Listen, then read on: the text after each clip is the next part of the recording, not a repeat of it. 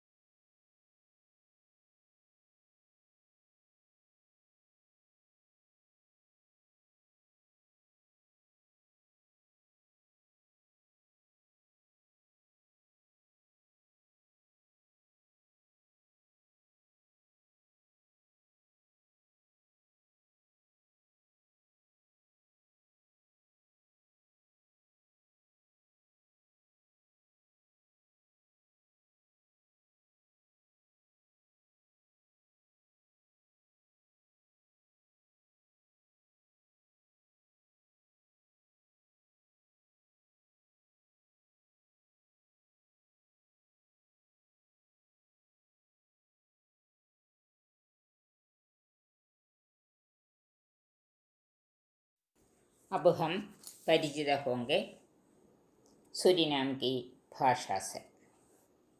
ആ പേജ് തന്നെയാണ് സുരിനാമെ പഹലാദിൻ എന്നുള്ള ആ ഒരു ലെസൺ കൊടുത്തേക്കുന്നതിന് താഴെ. സുരിനാം की രാജഭാഷ ഡച്ച് है.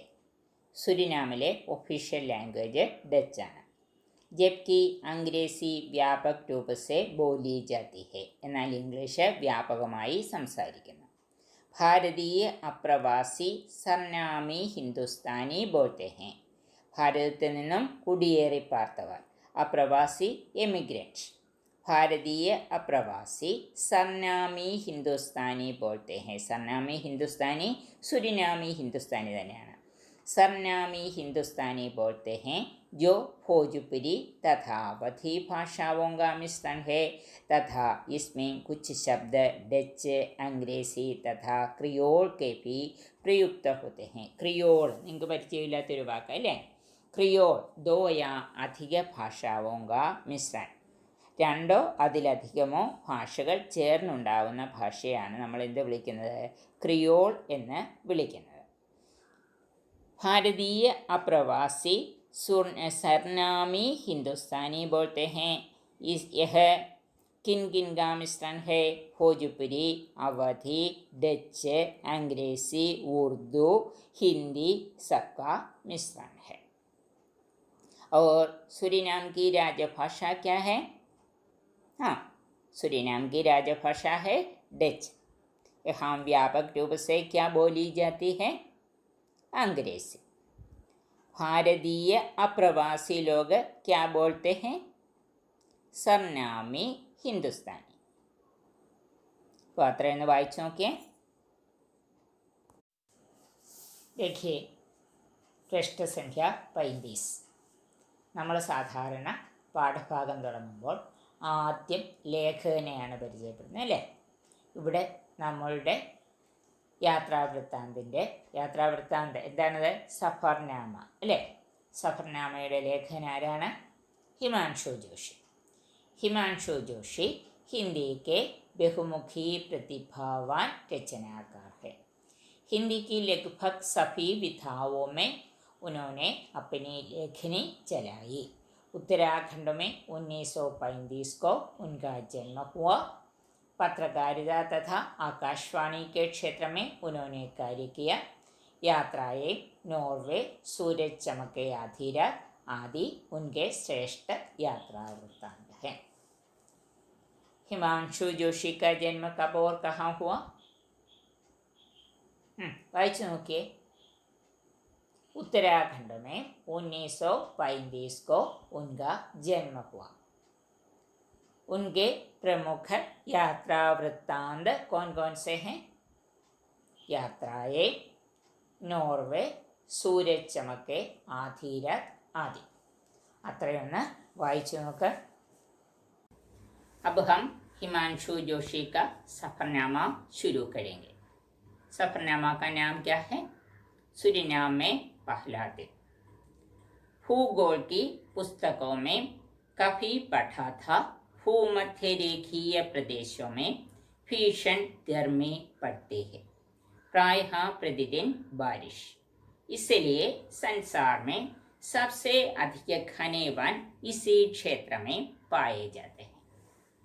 ब्राज़ील की 93% भूमि गहरी हरियाली से आच्छादित है. अतीत का यह पठा आज प्रत्यक्ष देख रहे हैं. विमान से छांग रहे हैं. नीला जल, काले घने बादल और दूर कहीं हरियाली के छेद. विमान उतरने की प्रक्रिया में धीरे धीरे धरती की ओर झुक रहा है. यात्रियों का कौतूहल भी बढ़ता चला जा रहा है. लगभग 20,000 किलोमीटर की लंबी यात्रा के पश्चात एक प्रकार के सुकून का अहसास. പാഠഭാഗം പഠിച്ചു തുടങ്ങുന്നതിന് മുമ്പ് നമ്മൾ എന്ത് പഠിക്കും? നയേ ശബ്ദ. അന്നേരം നമ്മൾ ആ നയേ ശബ്ദത്തിലേക്ക് പോവുകയാണ്. പൃഷ്ഠസംഖ്യ 38. ഭൂഗോൾ geography. ആച്ഛാദിത ആവൃത കവേട് മൂടപ്പെട്ട. Hariyali K ഛീന്റെ Hariyali K കണ പച്ചപ്പിൻ്റെ കണങ്ങൾ അല്ലെങ്കിൽ പച്ചപ്പിൻ്റെ തുരുത്ത്. സുകൂൺ സന്തോഷ് സാറ്റിസ്ഫാക്ഷൻ. സുഖ എഹസാസ് എഹസാസ് ഫീലിംഗ് അനുഭവം. അത്രയുമാണ് അതിനകത്തെ വേർഡ് മീനിങ്. ആ വേർഡ് മീനിങ് ഒന്ന് പഠിച്ചോ?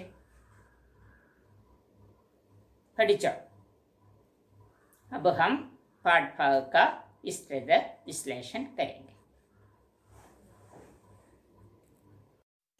भूगोल की पुस्तकों में कभी पढ़ा था भूमध्य रेखीय प्रदेशों में भीषण गर्मी पड़ती है, प्रायः प्रतिदिन बारिश. ജിയോഗ്രഫി ടെക്സ്റ്റ് നമ്മൾ ചെറിയ ക്ലാസ്സുകളിൽ പഠിച്ചിട്ടുണ്ട്. ഭൂമധ്യരേഖാ പ്രദേശങ്ങളിൽ ഭയങ്കരമായ ചൂടാണ് എന്ന് മാത്രമല്ല എല്ലാ ദിവസവും എന്തുണ്ടാകും? മഴയും ഉണ്ടാകും. इसलिए संसार में सबसे अधिक घने वन इसी क्षेत्र में पाए जाते हैं. इसी कारण से संसार के सबसे घने जंगल कहाँ पाए जाते हैं? ഭൂമധ്യ രേഖീയ പ്രദേശോമേ പായേ ജാതെ ഹെ. അതുകൊണ്ട് തന്നെ ലോകത്തിലെ ഏറ്റവും നിബിഡ വനങ്ങൾ കാണപ്പെടുന്നത് നമ്മളുടെ ഈ ഭൂമധ്യരേഖീയ പ്രദേശങ്ങളാണ്. ബ്രസീൽ की 93% ഭൂമി ഗഹരി ഹരിയാലി സേ ആച്ഛാദിത ഹെ. ബ്രസീലിൻ്റെ ഏതാണ്ട് 93% ഭൂമി ഗഹരി ഹരിയാലിസേ നല്ല ആഴത്തിലുള്ള പച്ചപ്പ് എന്ന് പറഞ്ഞാൽ എന്താണ്? നല്ല ഘനേ വൻ ഘനേ ജംഗൽ സേ ആച്ഛാദിത ഹേ. ആച്ഛാദിത മൂടപ്പെട്ടിരിക്കുന്നു. അത്രയൊന്ന് വായിച്ച്. अतीत का यह पढ़ा आज प्रत्यक्ष देख रहे हैं. छोटी कक्षा में भूगोल की पुस्तकों में जो पढ़ा था आज आँखों से देख रहे हैं. विमान से छांग रहे हैं. विमान से नीचे की ओर छांग कर देखते हैं. വിമാനത്തിൽ നിന്നും താഴേക്ക് എത്തി നോക്കുന്നു. എന്താ കാണുന്നത്? നീലാചൽ, കാലേ ഘനേ ബാദൽ और दूर कहीं ഹരിയാലി കെ ഛീന്റെ. നല്ല നീല നിറത്തിലുള്ള പരന്ന ജലം ഇല്ലേ? സമുദ്രമാണ്. കാലേ ഘനേ ബാദൽ, മുകളിൽ എന്താണ്? കറുത്തിരുണ്ട മേഘങ്ങൾ. ഓർ ദൂർ കഹീം ഹരിയാലി കെ ഛീന്റെ, അങ്ങകലെ ആ ഒരു നമ്മുടെ സുരീനാമിൽ അങ്ങകലെ ദൂർ കഹീം ഹരിയാലി കെ ഛീന്റെ, പച്ചപ്പിൻ്റെ ചെറിയ തുരുത്ത്. അത്രയൊന്ന് വായിച്ചു നോക്കിയേ. അടുത്ത പാരഗ്രാഫ്. विमान उतरने की प्रक्रिया में धीरे धीरे धरती की ओर झुक रहा है. വിമാനം ഇറങ്ങാൻ വേണ്ടിയിട്ട് പതുക്കെ ഭൂമിയിലേക്ക് താഴ്ന്ന് പറക്കുകയാണ് അല്ലേ? ധരത്തിക്ക് ഓർ ഝുക് രഹാ ഹെ, കുനിയുകയാണ്. യാത്രിയോങ്ക കൗതൂഹൽ ഭി ബെത്ത ചല ജാ രഹാ ഹെ. ഇതുവരെ സ്വപ്നം കണ്ടിരുന്ന ഒരിക്കലും കണ്ടിട്ടില്ലാത്ത ഒരു ദേശത്തേക്ക് വരികയാണ് അല്ലേ? അതുകൊണ്ട് തന്നെ യാത്രികരുടെ കുതൂഹലം ജിജ്ഞാസ വളരെ വർദ്ധിക്കുകയാണ്. ബെറ്റ്ന വർദ്ധിക്കുക. യാത്രിയോങ്ക കൗതൂഹൽ ഭി ബെത്ത ചല ജാ രഹാ ഹെ. लगभग 20,000 किलोमीटर की लंबी यात्रा के पश्चात एक प्रकार के सुकून का अहसास. ഏകദേശം 20,000 കിലോമീറ്റർ ലംബി യാത്ര, അത്രയും നീണ്ട ഒരു വിമാനയാത്രയായിരുന്നല്ലേ? പശ്ചാത്ത് അതിനുശേഷം, ഏക് പ്രകാർ കെ സുകൂൺ കാ അഹസാസ്, ഒരു പ്രത്യേകതരം സുഖത്തിൻ്റെ അനുഭവം. സുകൂൺ കാ അഹസാസ് എന്താണ്? സുഖ കാ അനുഭവം. അതെന്തുകൊണ്ടാണ്? അത്രയും നേരം ആകാശത്ത് പറന്ന് താഴേക്ക് ഇറങ്ങുന്നതിൻ്റെ ഒരു ആശ്വാസം, അതോടൊപ്പം തന്നെ ആ ഒരു സ്വപ്നഭൂമി കാണുന്നതിൻ്റെ ആശ്വാസവും സന്തോഷവും അല്ലേ? അത്രയും വായിച്ചോ. अब कुछ प्रश्न पूछे. पहला प्रश्न, भूगोल की पुस्तकों में क्या पढ़ा था? അത് ഫസ്റ്റ് പാരഗ്രാഫിൽ തന്നെയുണ്ട് അല്ലേ? എന്താണ് പറഞ്ഞ്? भूमध्यरेखीय प्रदेशों में भीषण गर्मी पड़ती है, प्रायः प्रतिदिन बारिश, इसलिए संसार में सबसे अधिक घने वन इसी क्षेत्र में पाए जाते हैं। ब्राजील की 93% भूमि गहरी हरियाली से आच्छादित है। दूसरा प्रश्न, विमान से झांकने पर क्या देखा? സെക്കൻഡ് പാരഗ്രാഫ് എന്താ കണ്ടത്? नीला जल, काले घने बादल और दूर कहीं हरियाली के छीले। 20,000 किलोमीटर की लंबी यात्रा के पश्चात यात्रियों को क्या अनुभव हुआ? യാത്രികർക്ക് 20,000 കിലോമീറ്റർ യാത്രയുടെ അവസാനം ഉണ്ടായ അനുഭവം എന്താണ്? ആ ലാസ്റ്റ് കിടക്കുന്നു അല്ലേ? എന്താണ്? यात्रा लगभग 20,000 किलोमीटर की लंबी यात्रा के पश्चात एक प्रकार के सुकून का अहसास. അത്രയും ക്വസ്റ്റ്യൻസ് നോട്ട്ബുക്കിൽ എഴുതണം, പഠിക്കണം. अब हम फिर मिलेंगे. धन्यवाद.